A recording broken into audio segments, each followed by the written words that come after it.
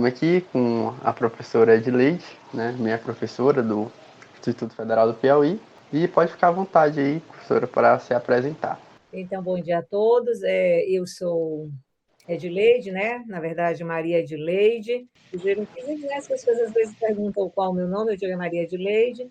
Eu tenho, na verdade, um breve. Para a gente chegar aqui à ecologia, né, que é onde a gente vai estar falando um pouquinho hoje sobre o ensino dessa disciplina, da ecologia, e hoje no Instituto Federal do Piauí eu tenho compartilhado essa experiência com outros professores também de ecologia. Eu antes fiz uma formação, né, uma formação de licenciada, né, de professora, licenciatura em ciências na época, com a habilitação em biologia, né, então uma licenciatura muito mais ampla, né, a que eu fiz foi antes de uma reforma que logo depois veio, que aí foram separadas as licenciaturas em biologia, em matemática, em química e em física. Então eu formei na Federal do Piauí nessa última turma, que aí depois encerrou esse formato de licenciatura plena em ciências, com habilitação em biologia. Durante a minha formação, eu experimentei, né, vários saberes da ciência, ciência física, ciência química, ciência matemática. Foi assim meio complicado para mim, porque quando eu saí da educação básica, na verdade, a minha intenção, né, por um teste que eu fiz na minha escola de formação, a minha intenção era trabalhar com áreas da saúde, mas aí depois eu vi que eu não dava conta de trabalhar com isso, né? E acabei entrando em biologia por ser a disciplina que eu mais gostava na educação básica. Acabei, então, entrando na licenciatura. Na época, eu acho que na Federal nós não tínhamos a modalidade bacharelado, era só licenciatura plena em ciências. E aí entrei para fazer, porque eu gostava de biologia, né? E aí, mas eu tive que gostar de outras coisas que foi meio complicado, física, química e matemática, né? Uma licenciatura plena. Eu quase que fiz uma licenciatura curta em todas essas disciplinas, em física, em química e matemática. Ok, durante a minha formação de graduação, né, eu esbarrei com vários saberes das ciências biológicas, né, com a zoologia, com a botânica, com a genética, dentro da zoologia com vertebrados, invertebrados, não muito diferente hoje do que a gente tem na formação de professores no modelo licenciatura. A gente teve todos esses eixos. Mas, na verdade, a minha vertente profissional, né, para depois me tornar uma professora hoje de ecologia, nasceu já encerrando, né? Nasceu dentro da botânica, e aí, nesse aspecto, por exemplo, não confirmando e corroborando o nascimento da ecologia. Então, a ecologia como disciplina, ela nasceu dentro, né, da fitogeografia, que era estudar as formações vegetais, para daí a gente começar a querer entender outras questões. Pois não foi diferente na minha formação. Eu nasci, né, durante a graduação, então eu fui me familiarizando muito com as plantas, né, com a botânica. E no final da minha formação, né, já quase encerrando a minha graduação, aí eu tive, né, o privilégio de trabalhar com o Alberto Jorge, né, o professor Alberto Jorge, que me deu vários treinamentos na área de botânica, mas agora já na área de botânica, com enfoque da ecologia de comunidades, né? Isso no final da minha graduação. E aí, quando eu terminei, então, a minha graduação, aí eu achava que eu deveria continuar a estudar nessa área, né, na interface das plantas com a ecologia. E aí, de fato, aí fui para a pós-graduação, aí fui fazer o mestrado e depois o doutorado na área de ecologia, né, na área de buscando as relações das plantas com alguns fatores abióticos no mestrado, né? Então, já fiz ecologia de comunidade no mestrado, numa área aqui no Piauí, no semiárido do Piauí, né? Próximo lá de Pico. E trabalhando com um tipo especial de uma fisionomia nordestina, que é a caatinga, né? Na verdade, no mestrado eu trabalhei com uma caatinga de areia, que, em geral, as caatingas elas estão assentadas em terrenos cristalinos. E essa caatinga que eu trabalhei era uma caatinga que estava assentada num terreno sedimentar. Parecia, na verdade, parecia o solo da praia, da beira da praia, né? Era um regossolo assim, bem pobre em nutrientes, mas era uma caatinga bem legal. Ok. Então, eu comecei a fazer essa minha formação mais, né, na pós-graduação, em ecologia de comunidades e aqui na Caatinga, aqui no Piauí. De novo, continuei nessa vertente no doutorado, e aí no doutorado, o mestrado inteiro eu fui na Federal de Pernambuco, na Universidade Federal de Pernambuco. De novo, eu participei, fui da primeira turma de mestrado daquela instituição, né, em biologia vegetal, e fui orientando por um professor fisiologista vegetal, né, na verdade, um agrônomo, que trabalhou com a bioquímica da fotossíntese e que era lotado na Federal de Pernambuco, no Departamento de Energia Nuclear. Então, Everardo é que foi o meu orientador no mestrado, né? Foi muito legal essa minha formação no mestrado, né? E aí eu quis, inclusive, permanecer na Federal de Pernambuco para continuar fazendo doutorado, já que esse meu professor era credenciado lá, também já estava sendo aberto a primeira turma de doutorado, mas ele falou que não seria mais bom para mim na minha formação de futura profissional que deveria depois retornar à minha instituição para estar formando outras pessoas, porque eu não teria mais muita coisa a acrescentar na minha formação na Federal de Pernambuco. O orientador seria o mesmo, eu talvez fizesse algumas outras disciplinas, mas ele acha que não ia acrescentar muita coisa. E ele disse: não, não, você não vai mais ficar aqui, você agora vai ter que ir para outro canto, você vai ter que experimentar outros horizontes e outros saberes. Eu digo: ok, tá, então acatei essa sugestão dele, e aí eu fui para a Universidade Estadual de Campinas, aí fui para a Unicamp, né, tentar o doutorado em ecologia inicialmente, depois em biologia vegetal, né? Fiz a primeira parte do doutorado em ecologia, que eram em departamentos assim colados, né? Na verdade, não era no mesmo departamento, mas ficavam próximos fisicamente. E também em biologia vegetal. E aí acabei passando logo em biologia vegetal, eu já larguei ecologia, porque a pessoa que ia me orientar, tanto num programa quanto no outro, seria o mesmo orientador, porque ele era credenciado nos dois programas, né? Era o Fernando Martins. Aí, ótimo, né?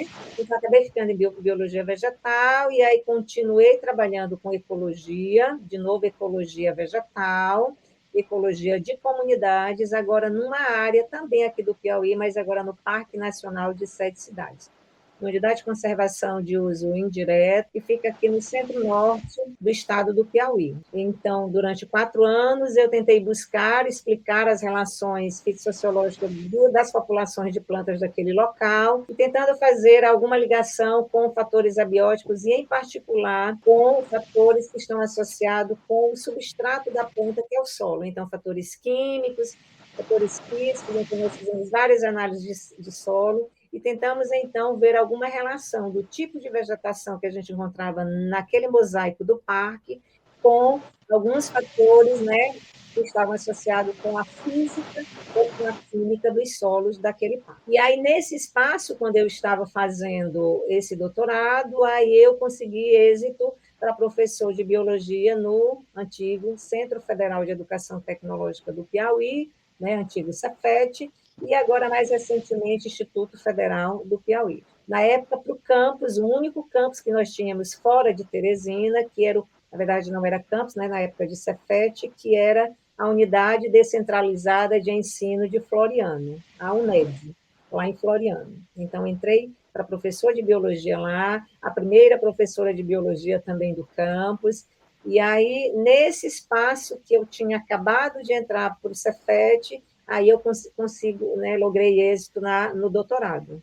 Aí acabei sendo afastada ainda, né, no comecinho do concurso de professor, né, na minha atuação de professor, e consegui, então, ficar 4 anos afastado lá na Unicamp. Retornei 4 anos depois para o campus de Floriano, fiquei 4 anos ainda sendo professora de biologia de lá. Na época, então, nesse espaço que eu estive fora, foi criado, então, o curso de formação de professores no Cefet, né, de biologia, aqui em Teresina e também em Floriano.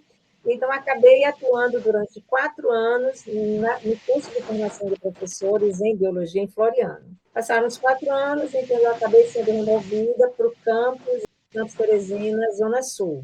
E aí, por último, é que eu acabei, então, sendo recambiada para o campus Teresina Central, né, que eu acho que eu vim para cá em 2013, né, que é um campus do Instituto Federal, e desde 2013 que eu tenho estado aqui, atuando na formação de professores, né, no curso de ciências biológicas em particular, mas também atuando em outros níveis, né?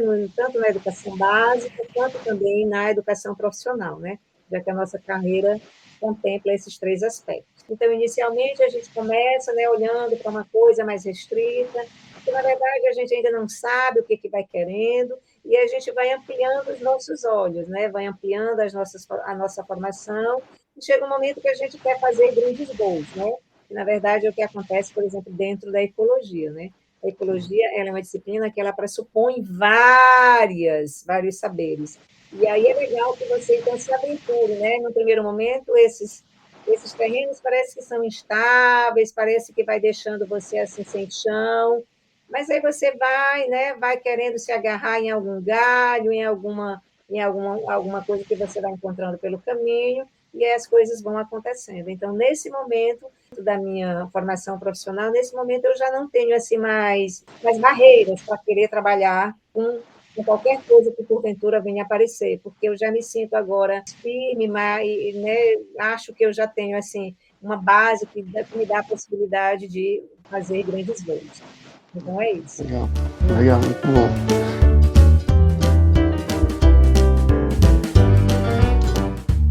Entrando assim na ecologia do ensino básico, né? Eu tinha separado uma perguntinha que é se existe uma tendência conteudista do ensino de ecologia no ensino básico. Então vamos lá. Só fazer um recorte rápido, né? Uhum. Então, a gente tem dentro dos livros didáticos, que em geral, na educação básica, em geral, não vamos generalizar, mas geralmente, o professor da educação básica, ele se agarra ao livro didático. Sim.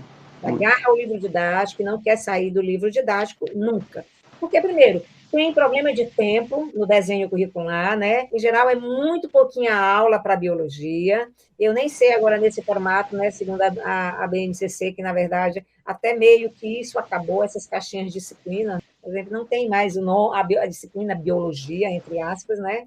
Existe uma orientação de você ter temas que são interdisciplinares, semelhante ao que acontece, talvez, na graduação nos projetos integradores. Então, a gente já tem esse problema. Né? Obviamente, associado com esse problema de tempo no currículo para biologia, aí a gente tem tempo no currículo para ecologia dentro da biologia. Eita, aí é que o negócio é mais complicado ainda. Sim. Porque o tempo já é muito pequeno para a biologia, e aí o tempo para a ecologia dentro da biologia, em geral, né, antes também das alterações de alguns autores de livros na educação básica, em geral a ecologia era tratado lá no terceiro ano do ensino médio. Mas, por exemplo, você pega hoje, por exemplo, lá no Amabis e Marto, por exemplo, ele continua, mesmo na versão mais recente dele, né, ele continua tratando a ecologia, o tema ecologia, no terceiro ano do ensino médio. Mas você pega o livro da Sônia Lopes, né, da Sônia Lopes e do Rosso, né, Lopes e Rosso, também da mesma época, inclusive agora é o título do livro, né? Agora o livro de Amabis e Martos é o nome dele, Amabis e Marto, dois pontos. Não. É a última versão. O que acontece, por exemplo, com o de Biologia Vegetal, do Raven. Uhum. O espaço da última versão. Aí é Raven, 2 pontos, Biologia Vegetal. Amabis e Marto já copiaram Raven e já Amabis e Marto, 2 pontos, Biologia, na última versão, né? E aí a Sônia Lopes, né, a Lopes e Rosso, na verdade, ela trabalha ecologia na primeira série do ensino médio. E aí, a ecologia, em geral, dentro do tempo curricular daquele ano, se é primeiro ano ou se é terceiro ano, ele, em geral, é deixado lá para o final. Exatamente.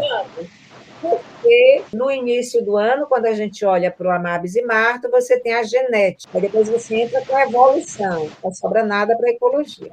E aí, quando você se agarra ao livro didático, aí, em geral, isso é um problema. E aí, então, como ele tem pouco tempo para fazer isso, ele só vai lá para os conteúdos. Cidade, nicho ecológico, habitat, papapá, e é só isso. E olha quando isso, por exemplo, no livro da Sônia Lopes, aí, na verdade, como ela começa por ecologia, aí depois ela vai para a citologia. Olha, ela sai do organismo. Então, na verdade, quando você olha a lógica da construção desse livro, você vê que para o aluno que está saindo do fundamental, onde, na verdade, ele precisa agora fazer várias abstrações para chegar no médio, e aí já entrar na citologia fica muito barra pesada para esse aluno. Então, aí você começar por um organismo e você enfatizar as interações, que aí o aluno vê a borboleta pegando o néctar, o aluno vê o besouro forrageando a planta, comendo um pedaço da planta, fácil do aluno, então,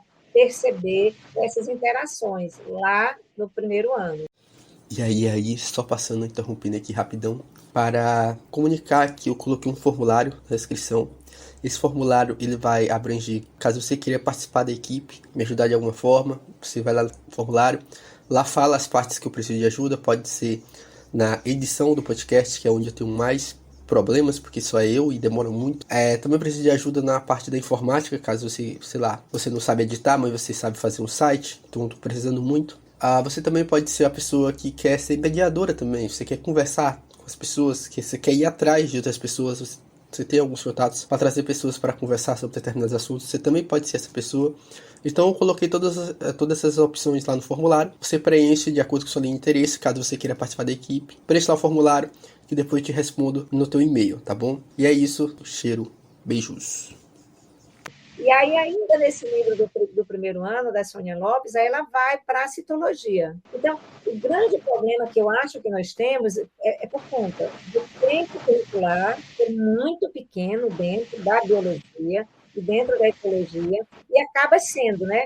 Todos os materiais que eu li, né, para estar falando aqui com vocês hoje, na verdade, eles chamam esta concepção, né, que eu vou estar apresentando para vocês hoje aqui, que é o material do Maciel, Gulick e Lima, né, que eles publicaram lá em 2018, e que, na verdade, eles tentaram fazer de novo um levantamento semelhante aos outros materiais que a gente vai tratar, documental e bibliográfico, com base em revisão de literatura. E eles acabaram, então, enquadrando, porque, na verdade, eles tinham um grande objetivo de tentar classificar os materiais que eles acharam de ensino de ecologia dentro das concepções, qual era o tipo de concepção que moldava aquele tipo de ensino, se era a concepção técnica, né, bem tecnicista, de estar só dizendo qual é esse conceito conteudista, se era uma concepção mais prática ou se era uma concepção mais crítica, mais reflexiva. Mas o que eu percebi em todos os materiais é que, sim, o ensino de ecologia no Brasil, né, a gente tem que fazer esse ponto, no Brasil, é um ensino que tem um problema de espaço, tempo no currículo, e que, portanto, acaba se configurando como sendo um ensino extremamente técnico e conteudista, levando os alunos a não pensarem sobre o que está acontecendo. É um ponto. Né? Ele fica só colecionando selo. E na verdade ainda naquela lógica de somente estar decorando alguns conceitos. Né? Exatamente. Porque aí na prova, em geral, vão estar, e aí a avaliação vai, obviamente, vai corroborar esse processo. Sim. Então, vai ter perguntas do tipo, o quê? O que? O que é habitat, o que é uma população, e aí, quer dizer, tu fomenta e maximiza essa visão conteudista e técnica do ensino de ecologia.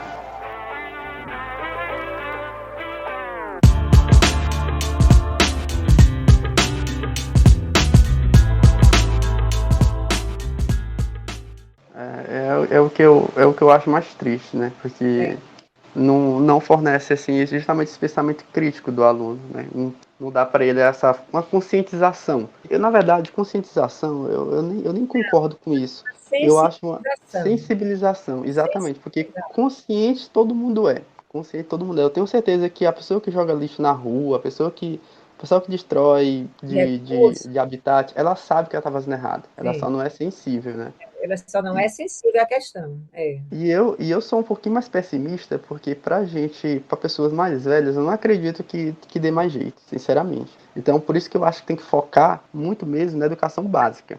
Porque esses aí, eu acho que eles conseguem ainda mudar a cabecinha. Porque depois que quando cresce, fica adulto, parece que endurece e não entra mais na cabeça. É muito difícil conversar com gente adulta. Então, eu acho que por isso que na educação ali é o principal, é primordial. O ensino de ecologia, fazer os alunos refletir, né? Sobre a questão local, sobre o ambiente que ele mora, para formar um cidadão crítico, né? Que sabe desses conhecimentos. E que possa emitir, né? E possa emitir opiniões em relação àquilo que ele está vendo, né? Sobre o próprio meio que ele vive, porque a gente se separa muito da natureza, né? Vamos proteger a natureza, mas a natureza é você também, você faz parte da natureza. Quando o aluno entender isso, talvez ele se civilize maior, mas parece que tem uma separação. Estão destruindo a mata, a Amazônia, mas como é que isso me afeta? Ele não sabe como isso afeta ele. Estou nem lá. Eu não estou nem lá, exatamente. Então é realmente muito complicado. E aí realmente os livros e até mesmo o ensino da ecologia fica muito assim. Geralmente eu também conhecia mais no terceiro ano do ensino médio. Terceiro ano do ensino médio tem, na minha opinião, tem vários problemas, porque Muitos problemas. é muito corrido alguns assuntos e fica focado mais em revisões para o vestibular. Simulados. Ainda tem Exatamente, esse simulado. problema aí. Vem do tempo lá. Então, nesse aspecto, por exemplo, ter vindo na Sônia Lopes, ter vindo para o primeiro ano, então eu acho que isso já parece que condiciona talvez uma possibilidade de melhorar esse jeito de lidar com o ensino de ecologia. Você começar com o menino ainda no primeiro ano do ensino médio. E também como a ecologia também é abordada nos livros, né? Não tem uma contextualização histórica, como que nasceu a ecologia. E a ecologia é uma ciência bem recente. E é muito amplo também, né? É tanta coisa que tem na ecologia. Ecologia natural, ecologia humana, tem ecologia evolutiva, ecologia cultural, etnobiologia, tem a sociobiologia. Nossa, é muita coisa que tem dentro da ecologia. Só tudo, né? Só tudo, exatamente. You know who made it.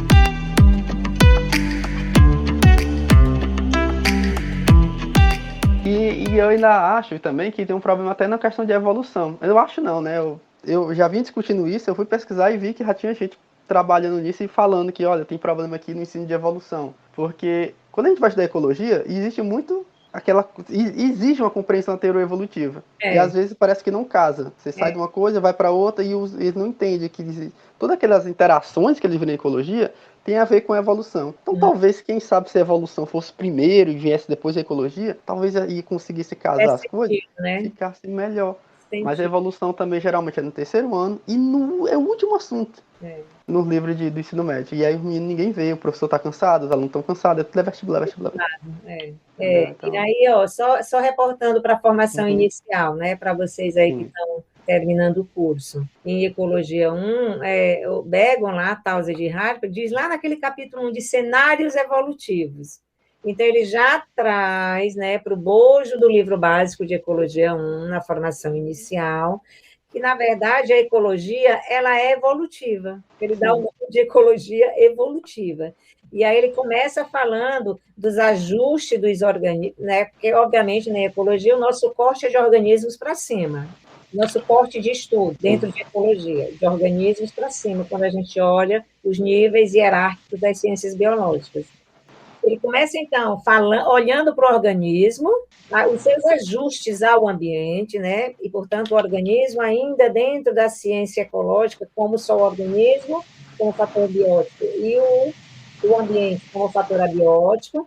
Aí, depois, ele diz que a gente também tem que buscar ajustes dentro de uma espécie, mas abaixo da espécie, portanto, dentro de variedades, que aí já entraria, por exemplo, na genética, né, na genômica, então ele já chama lá de polimorfismo, de ecótipo, dentro da mesma população. Aí depois é que ele avança falando dos ajustes, né, da evolução dos organismos dentro da ecologia evolutiva, é que ele chega no nível de comunidade. Aí é que ele vai falar dos ajustes das comunidades aos seus ambientes. Não é para ficar no capítulo 1, né? Porque, na verdade, é para dizer, olha, toda a formação que você vai ter dentro de Ecologia 1, que você aluno que está pela primeira vez, né, aqui dentro da formação inicial, chegando na Ecologia, no cenário da Ecologia evolutiva. Então, você tinha apontado, o que a gente faz no ensino de ecologia me dá a possibilidade de formar um cidadão mais consciente? Do jeito como a gente está fazendo hoje, não. A educação básica não dá. E aí, nesse aspecto, por exemplo, tu vê uma diferença gritante entre o aluno da escola pública e o aluno da escola privada. Então, por exemplo, esses dias eu com minha sobrinha lá na casa da minha mãe, a gente lá almoçando, e aí a minha mãe colocou lá a comida o tanto que era para comer, e ela não estava querendo comer, como eu sou a madrinha dela, e aí a mãe dela já disse que eu sou a segunda mãe dela, eu digo, eu sou a segunda mãe. Portanto, vai ter que fazer o que eu estou lhe dizendo, para você comer tudo que está no seu prato. A avó botou o tanto que você precisaria comer. Porque nós estamos em um cenário hoje de escassez de alimentos na terra. Aí lá se vou eu dar aula de ecologia para menino. Escassez de alimentos na terra. Tem muita gente hoje sem comer. A pobreza está instalada na terra. Você não pode deixar no seu prato uma comida, porque vai para o lixo, porque ninguém vai querer comer o que tu restou. Aí a minha outra sobrinha que estava ali escutando disse, olha para você ver como ela não... Olha, para você ver. Ela estuda na escola privada. Aí ela, olha, não, tia, pois então a senhora vai fazer assim, a senhora já dá comida para essas pessoas que são pobres, a senhora já dá a comida para essas pessoas que são pobres. Porque a senhora não disse que tem escassez de comida na terra?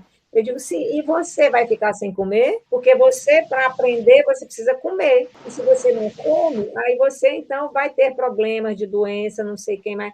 Ele aí, olhando por esse lado, eu não tinha olhado por esse lado aí. Então, na verdade, olha no cotidiano do aluno, e aí, claro, isso é no ambiente informal, né? Não é na sala de Sim, aula. Mas na sala de aula você pode sim fazer isso aí, não foge da sua agenda. Né? Claro sim. que você, quando vai para a sala de aula, você já faz uma coisa a cumprir. Mas é muito difícil, né? Um aluno, por exemplo, perceber o que está acontecendo na Amazônia, na educação básica, e achar que aquilo tem alguma coisa a ver com ele. Sim. Eu nem sei se um dia eu vou conhecer a Amazônia. Portanto, é algo que, da mesma história dessa guerra hoje aí, né? Como está lá do outro lado do mundo. Não tem nada a ver com isso, não.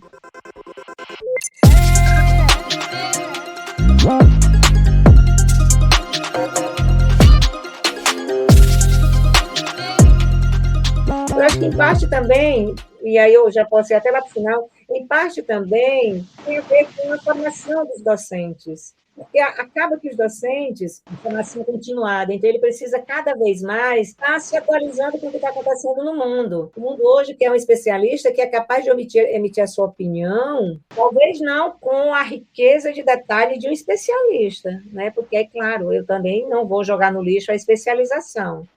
Né?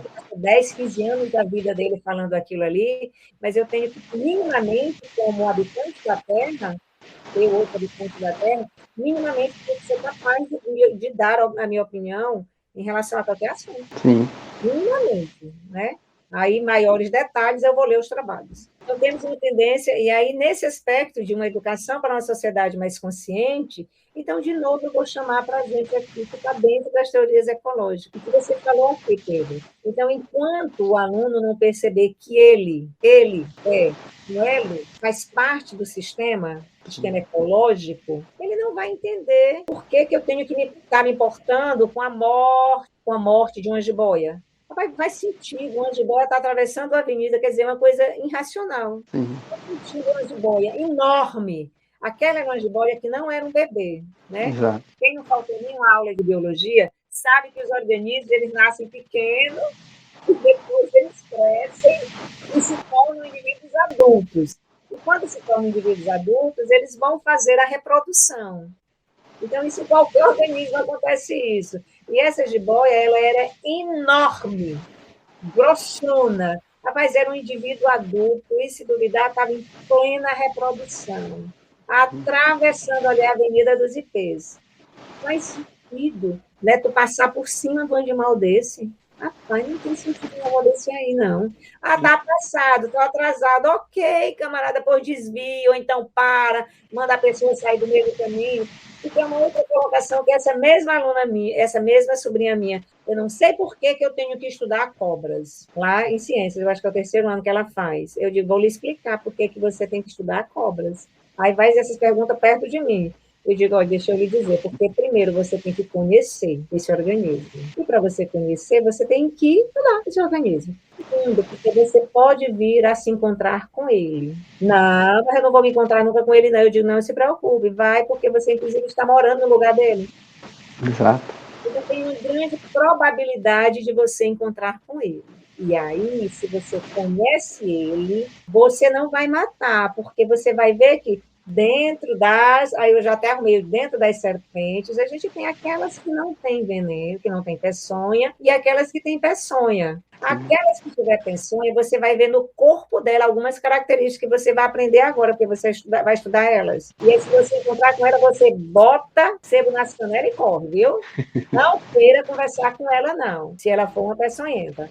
Mas se ela for uma serpente que não é peçonhenta, aí você vai tanger ela, sai. Você não vai matar. Não, tia, mas eu nunca vou encontrar com ela. Eu digo, vai, minha filha, você vai se encontrar com ela, porque você... Não, eu não estou morando no lugar dela, não. Eu digo, tá. Você está morando onde hoje ela morava. E aí você fez a sua casa e expulsou ela do local, da moradia dela. Então, pode ser que ela queira relembrar a moradia dela e vai chegar lá dentro da sua casa. Quando esse aluno não se sente um elo dessa cadeia, aí então a gente vai de novo se reportar a um grande pensador, né, desse século, né, já agora, que na verdade a gente tem que entender que tudo tem relação. A guerra na Ucrânia tem relação com eu que moro aqui no Briboque do Piauí. E essas relações, tudo tem um contexto a ser explicado. Isso tudo foi, então, pensado por aquele físico, que é Capra. Então, ele falou do pensamento sistêmico. Então, a gente precisa se entender que nós fazemos parte de uma lógica muito maior. E o sistema está interrelacionado por vários elos. Enquanto eu não perceber isso aí de contexto, de relações, que, na verdade, isso eu preciso ensinar, que é o que ele chama de alfabetização ecológica, porque as pessoas elas são muito analfabetas ecologicamente falando. E aí é no espaço formal da sala de aula que você pode fazer isso. Sim. Eu posso também fazer isso quando eu estiver almoçando, né? No espaço informal, por exemplo. Sim. É isso mesmo, é entender que ele é uma parte integrante desse conjunto e que ele modifica o meio, né? E aí, e aí que tá, né? O professor tem que entender isso também, o professor do ensino básico. Geralmente o professor do ensino básico está nesse mesmo nível do aluno, né? Ele não entende que ele faz parte do elo. Aí, quer dizer, não tem tempo para ler novas coisas, para ver outros vídeos, não faz essa formação continuada.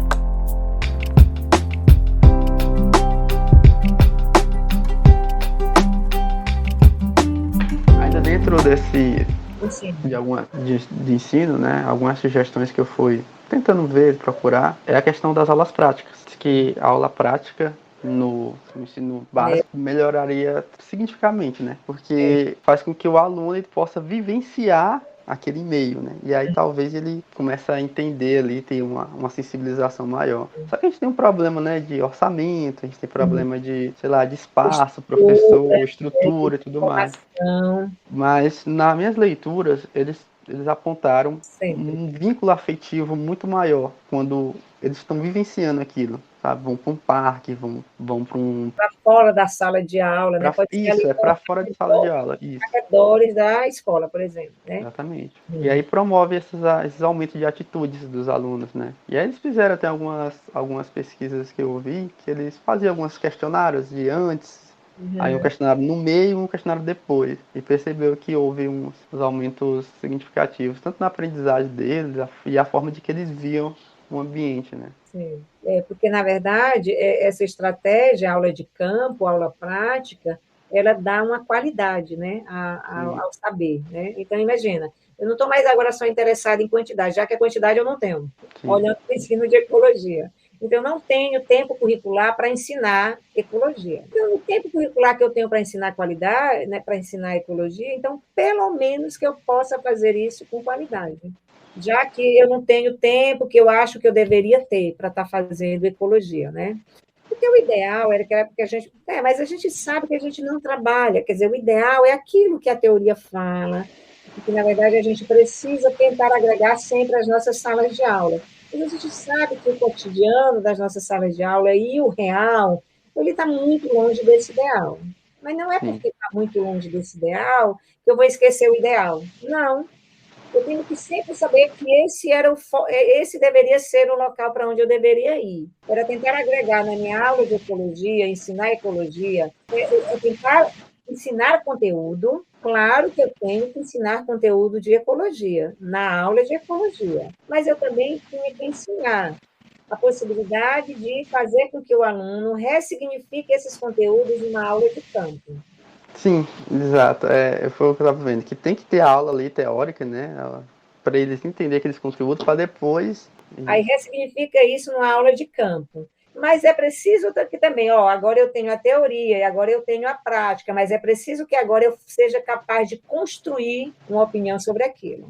E aí eu ser crítico em relação àquilo que eu estou vendo.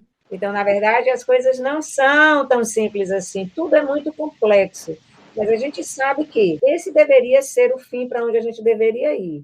Juntar a concepção técnica mas a concepção prática, mas também a concepção crítica. Já que eu não tenho quantidade, que eu possa ter pelo menos qualidade. E aí, uma aula de campo dentro do ensino de ecologia, e você consegue fazer uma aula de campo mais prolongada, aí é que você vê a qualidade do aprendizado do aluno. Então, você passar uma tarde no campo para ensinar ecologia é pouco, mas é melhor do que nada. Sim, Melhor do que não ter nada, de ter ficado só no livro didático. Mas se você consegue fazer, né? E aí, em geral, aí não deveria mais entrar na carga horária, porque não tem como fazer isso durante a carga horária. Mas se você conseguir programar para o final do semestre, quando já próximo, os meninos já estarem saindo da instituição, né, saindo do semestre, né, para entrar de férias, você conseguir fazer como a gente fez na Ecologia 1, dá a possibilidade de ficar 4 dias, um dia olhando só para animal, outro dia olhando só para planta.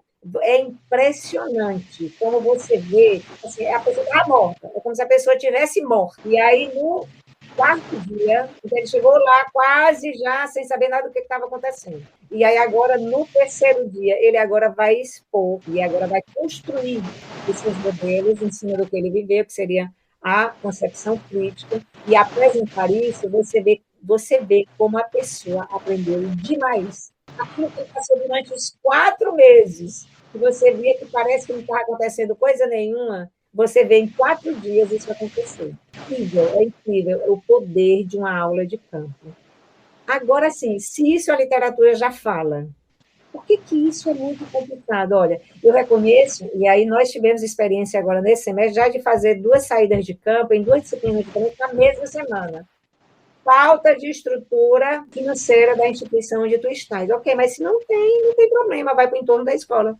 Falar, mas tem o problema da violência. Ok, nós fizemos uma aula prática agora de diversidade, saindo dos muros da escola. Mas aí a gente já com esse cuidado de segurança, então, deixa tudo aqui dentro da sala de aula, não precisa levar nada. Leva só um pedaço de papel e leva uma caneta para anotar as coisas. E não precisa levar nada.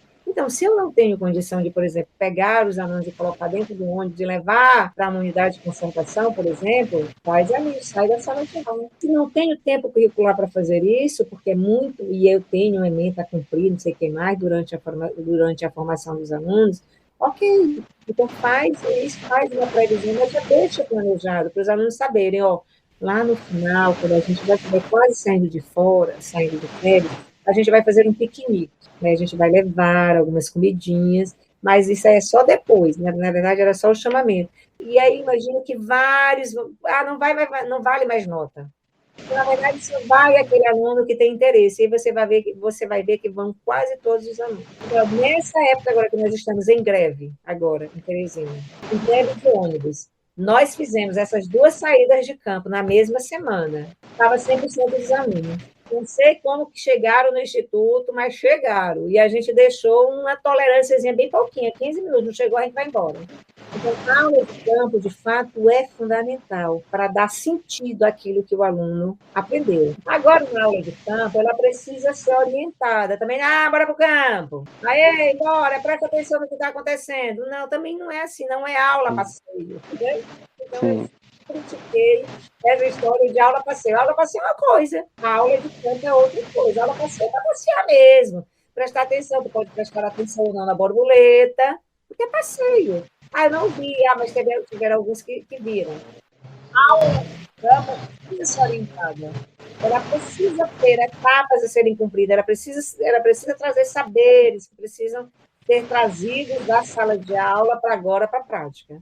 E aí tem que ter prazos para isso, porque senão também não acontece. Nós vamos chegar no campo às 14 horas, nós vamos sair do campo às 18 horas. Durante esse espaço, por exemplo, agora, né, que a gente foi na fome, durante esse espaço, cada equipe de trabalho vai ter que coletar pelo menos 5 angiospermas com flor diferente. Não quero repetida, porque aí você amplia a diversidade, portanto, o conhecimento, porque depois eles irão apresentar para os outros colegas. No campo, você se separa, né? E aí você cria essas equipezinhas e dá metas e dá tarefas para cada equipe. Então, tu vai prestar atenção em quem está visitando a planta A, porque previamente, o professor, antes de levar os alunos para o campo, ele precisa, teoricamente, fazer uma vistoria do que ele vai, por onde ele vai andar.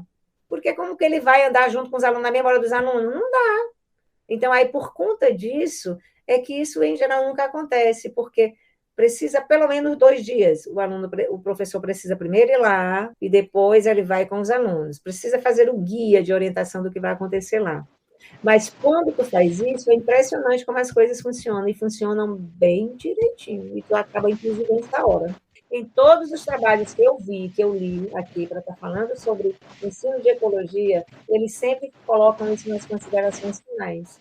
Eles olham as concepções, falam da escassez desse recurso metodológico do ensino de ecologia e que daria muita qualidade ao ensino de ecologia se isso acontecesse.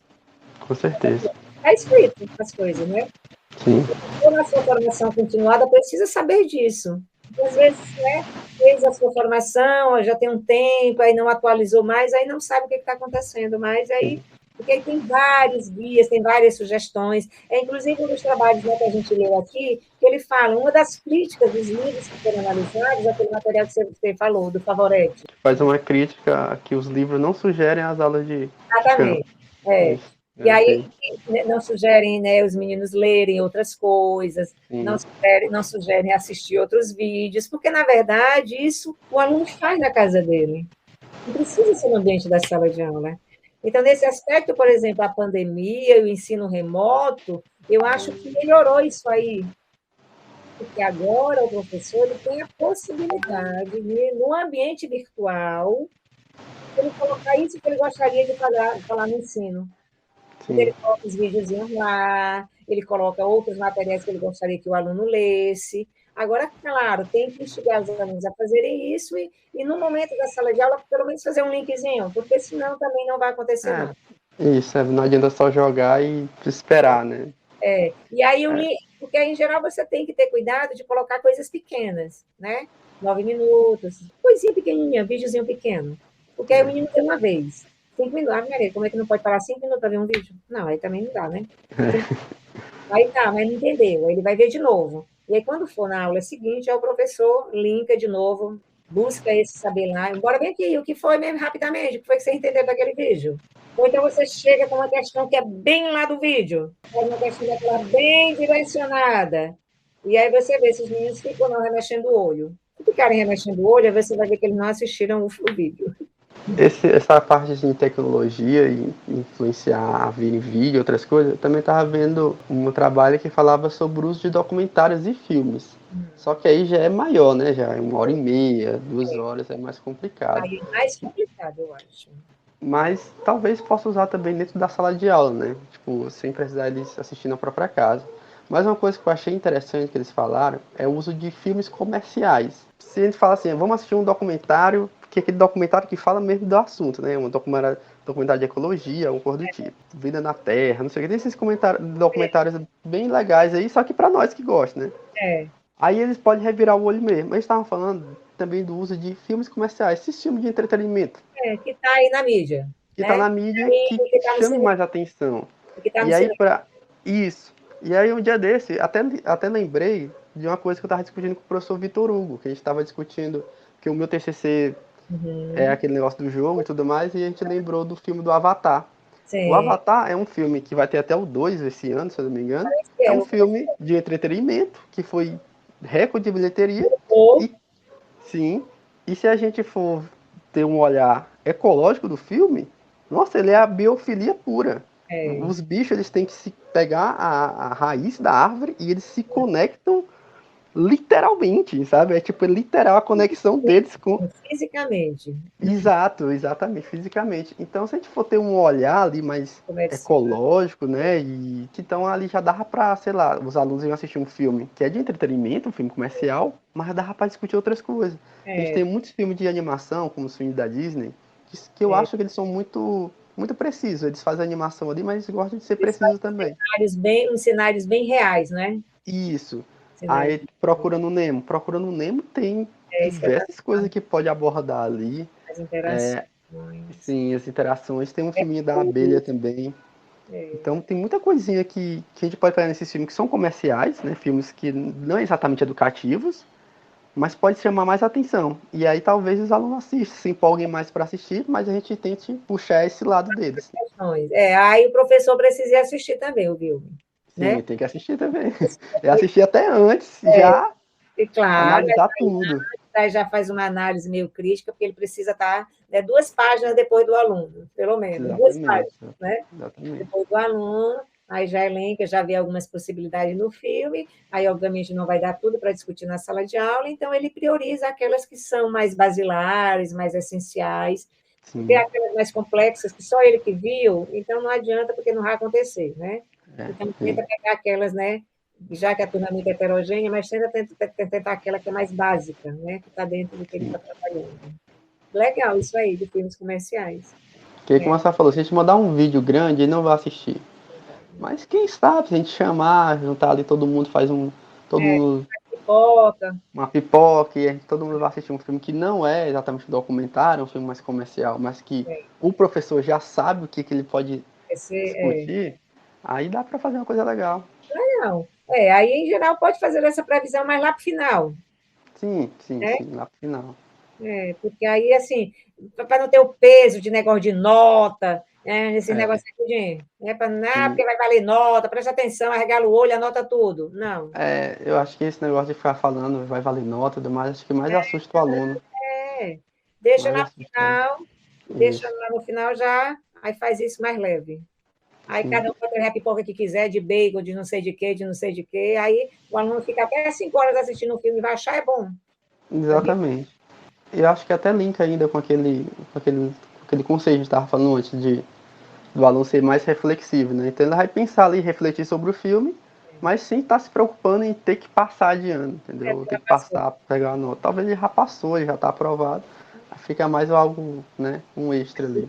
Mais lúdico mesmo, mais de coisas que alegra o espírito, a alma.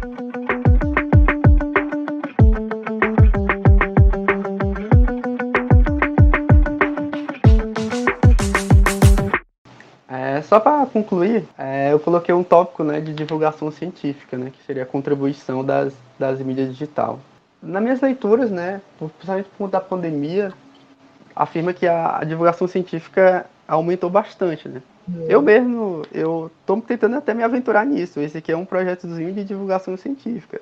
Eu quero conversar com diversas pessoas diferentes sobre diversos temas dentro da área de biologia e jogar isso na internet, né?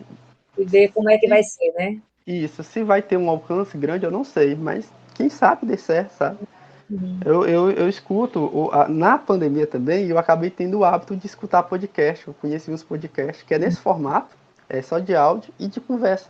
O pessoal da USP ficava conversando. Né? Tu vai andando e vai escutando, e não vai tendo aquela ideia que está perdendo tempo. Exatamente. E aí, que é legal mesmo. E aí eu comecei a conhecer referências, conhecer outras pessoas, sabe? Eu achei muito bom. E é isso, e aí eu acho não, né? A literatura fala que a divulgação científica contribui muito para o ensino de ecologia e outras áreas em si. Na verdade, para a ciência em geral, né? Para a ciência em geral. Divulgação científica. Outra coisa que eu achava interessante também, que é uma ideia que eu também tenho, né? Quando eu voltar a dar aula em alguma escola, contratar alguma coisa, é dos próprios alunos fazer a divulgação científica. Sabe? Até mesmo o podcast aqui, fazer um trabalho, vamos supor, um trabalho com os alunos, a gente fazer um grupo de discussão parecido com o café filosófico, vamos supor que a professora fez, só que a gente grave isso com o áudio, né? A gente compra, a intenção depois, se tudo der certo, é comprar um microfone bom, um microfonezinho aqueles que ele pega, é unidirecional, né? Qualquer lado, coloque no meio ali, todo mundo sente na rodinha de conversa e faça uma discussão, um debate. E aí, daquele trabalho ali que os alunos fizeram, né, daquela discussão dos alunos, vire um episódio e que seja divulgado. Bem legal. E aí eles mesmos atuar na própria divulgação científica. Mas aí sempre, né, com o que leu 2 páginas na frente. Sim. Com o professor ali orientando, né? Orientando, porque senão fica assim meio avulso, né?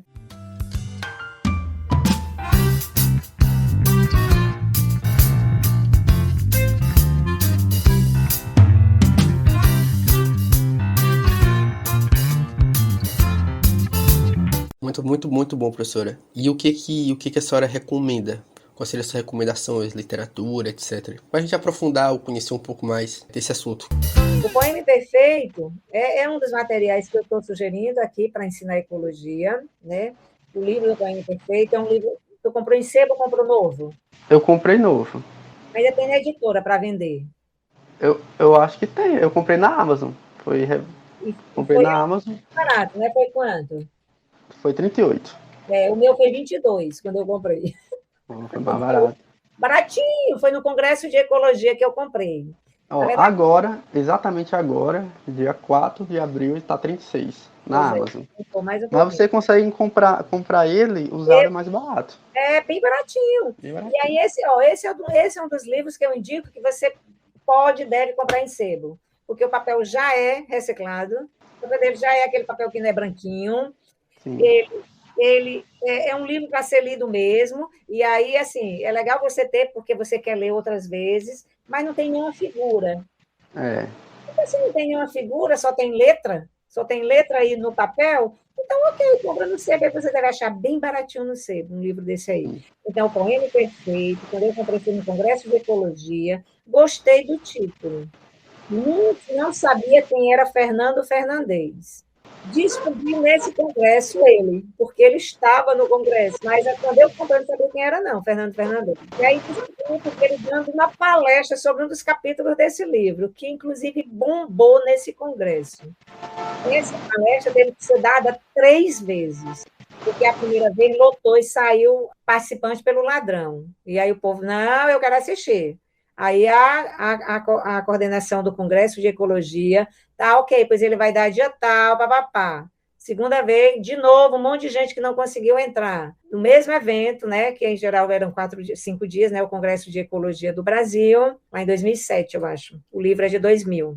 Aí ele deu 3 vezes esse material. Aí pronto, aí você tá, é um brasileiro, é um livro que não é traduzido, não tem os problemas de tradução, então é um brasileiro que foi impactado, né, pelos grandes ecólogos, e aí você vê isso nesse material, mas o material ele está em capítulos, você pode ler separadamente sem problema, não tem problema, pode ler o último, pode começar pelo último, vai pelo final, e que a gente trabalhou nesse material em Ecologia 2, na formação inicial, né? E agora, claro que, na verdade, eu comprei no congresso, mas não usei, ficou na minha estante. Quando o Vitor saiu para o doutorado, e aí as disciplinas de ecologia ficaram comigo, eu digo, Vitor, o que é que tu trabalha em Ecologia 2? Eu começo com o Poema Perfeito. Eu digo, vai estar lá na minha estante esse livro. Aí ele desceu da estante e pronto. E aí agora ele faz parte do ensino de ecologia na formação inicial. Então, eu sugiro para os alunos da educação básica um livro de fácil leitura. Claro que talvez algumas coisinhas que ele não vai entender, mas não tem problema, mas assim, a essência do capítulo ele vai entender, né? O que está acontecendo. E aí as outras coisinhas que ele não entendeu, ele entende na formação inicial. Ele chega lá na graduação, tá? Esse é um livro que eu sugeri para vocês lerem. Tem 2 outros livros que, na verdade, eu não tenho a trilogia, eu vou mostrar para tu. Eu vou adquirir agora o terceiro. Armas, Germes e Aço. Esse é uma tradução, né? Então, esse já tem problemas, né? É um livro traduzido pela Record, Gerald Diamond.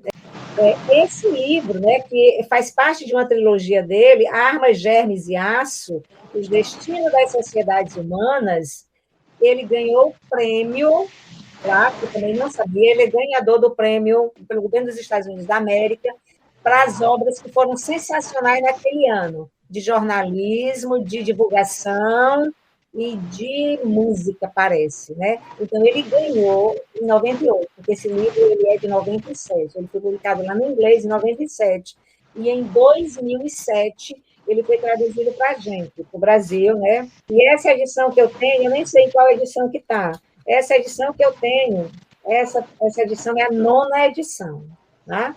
Então, é bem legal esse livro, né? Ele falando por que eu tenho essas diferenças hoje no mundo, da Europa, da América, porque, na verdade, isso nada é por acaso, né? Porque, às vezes, ficam dizendo as coisas, que tu não é capaz de aprender, não sei o que mais, ele vai mostrar. É porque tinha armas, é porque tinha a tecnologia do aço, e é porque tu também criou um monte de germes. Então, ó, olha as pandemias já começaram aqui, tá? Legal. Aí ele tem uma trilogia, né? Esse foi o primeiro dele, que ele ganhou esse prêmio em 98. Aí ficou famoso, né? Ficou famoso, todo mundo queria ler o livro dele. Aí, em 2005, ele escreveu o segundo livro dele, Colapso. Na verdade, o colapso, 2 pontos. Como as sociedades escolhem o fracasso ou o sucesso. Aí, de novo, ele vai explicar que as grandes sociedades são o que são, porque se apossaram dos recursos naturais. E se apossaram de tal forma que fracassaram. Tudo a ver com ecologia. O vídeo que, inclusive, eu falei é dele. Como, no momento de crise, tu consegue dar a volta por cima. E aí revira a volta. Olha que legal. Esses seriam os 3 materiais. Claro que aí eu pensei em vários outros, mas eu acho que aí é mais, né? Admirável Mundo Novo, A Essência do Macaco. Aí eu acho que já é muito mais complicado, né? Aí eu vou apontar para a gente olhar, na verdade, entre sites e vídeos, aí a gente tem um dos maiores veículos ambientais do Brasil, né? Que é o jornalismo sem fins lucrativos, que foi criado aqui no Brasil em 2004, portanto, é um site brasileiro, que é o OEC. Eu conheço. Segundo lá o que eles dizem, quem somos, é um dos maiores veículos ambientais do Brasil. Tem um monte de gente escrevendo, inclusive Fernando Fernandes escreve lá sobre sustentabilidade. Mas tem outros sites também que, por um acaso, nesse momento de pandemia, eu acabei esbarrando nele, em Fronteiras do Pensamento. Então, nas Fronteiras do Pensamento, você trata de várias questões, né? Mas são ciclos de conferências que ocorrem lá, que traz os maiores pensadores mundiais para estar falando sobre os mais variados temas. Gerald Diamond foi, então, ano passado, ele foi o convidado. 2021. Ele foi o convidado por essas Fronteiras do Pensamento. E aí é lá que está esse videozinho lá. Como a Covid poderia mudar o mundo para melhor. E aí está lá ele no videozinho, lá na casa dele, lá no escritório dele, falando isso aí. 5 minutos, tá? Fronteiras do Pensamento, né? Aí uma outra bela experiência também que eu tive nesse momento de pandemia foi ter chegado aos TEDs. Aquele site também, né? Está lá no YouTube, são conferências, mini conferências, que são feitas, né? Ele, na verdade, ele está traduzido para mais de 100 idiomas na Terra, onde tu tenta agregar nessas mini conferências tecnologia, entretenimento e design. Então, lá tem muita coisa assim que trata de todas as questões, também é sem fins lucrativos, está relacionados à divulgação de ideias e de ideias que impactam a vida das pessoas. As minhas recomendações, ele também seria o Poema Imperfeito, mas também tem o documentário que está disponível no YouTube, que ele aborda ali o primeiro capítulo, né? De fato, o capítulo que fala do Poema Imperfeito. E também tem um livro muito bom, que é da Elizabeth Kubert, que é A Sexta Extinção. Também fala sobre o impacto, né? Como que o ser humano alterou a vida no planeta, né? Então ela fala que nenhuma espécie tem tanto impacto assim no planeta como o ser humano, né? Impacto assim de forma desagradável. Para quem é da graduação, esses livros são mais acessíveis, né? Uma leitura muito mais fácil. Mas para quem é da graduação e querendo uma curva mais técnica, eu adquiri um livro agora, recentemente, esse é um pouquinho mais difícil de achar. E ele é um compilado de vários artigos. Eu vou pegar ele aqui que eu vou até lhe mostrar, talvez a senhora goste. Só um segundo. Ecologia das interações, plantas e animais, uma abordagem ecológico-evolutiva. Tá? É o Kleber Del Claro. Ele era da UNB, né? Parece? Só que ele é mais dessa parte de, né? Biologia reprodutiva. Biologia reprodutiva, estuda mais o comportamento animal, né? Comportamento animal, Só que é muito bom, ele é um compilado, eu ainda não terminei, porque ele é bem denso, e aí com o início das aulas eu não consegui terminar. Né? Isso, são vários autores. Ele tem um compilado de artigo, traduziu e deixou da forma mais didática possível. É tipo isso. Legal. Mas é muito bom. Porque tem... mas isso também é para graduação, deixa eu só pegar aqui também, tá bom? Que é mais ou menos isso aí, né? Que o Kleber fez, que é Foundations of Ecology.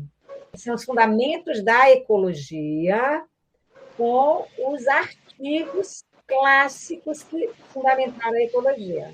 Então, é um compilado de artigos. Então, na verdade, aqui tem, dentro desse livro, tem a cópia dos artigos facsimilizada. Porque imagina que tem artigos de 1925.